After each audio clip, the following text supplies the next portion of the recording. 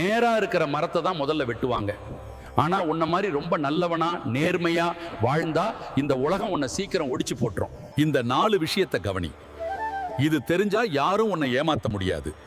1, எல்லாத்துக்கும் சரின்னு சொல்லாத. நீ சரி சரின்னு சொல்லும்போது அவனுக்கு உன் மேல அன்பு வராது. நீ ஒரு அடிமைன்ற தைரியம் தான் வரும். உன் முதுக நீயே வளைச்சு கொடுத்தா ஏறி மிதிக்க 1000 பேர் வருவான். 2, உன் கையிருப்பு எவ்வளவுன்னு பெத்த தாயா தவிர வேற யாருக்கிட்டையும் சொல்லாத. காசு இருக்குன்னு தெரிஞ்சா கடன் கேட வருவான். இல்லைன்னு தெரிஞ்சா கேவலமா பார்ப்பான். உன் பர்ஸ் கனமா இருக்கட்டும், ஆனா உன் வாய் மூடியே இருக்கட்டும்.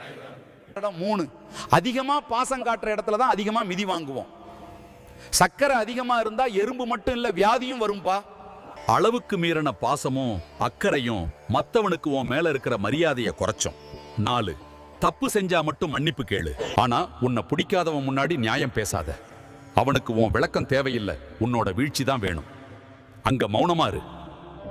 உன் வளர்ச்சி அவனுக்கு பதிலடி கொடுக்கட்டும். நல்லவனா இரு, ஆனா ரொம்ப நல்லவனா இருக்காத.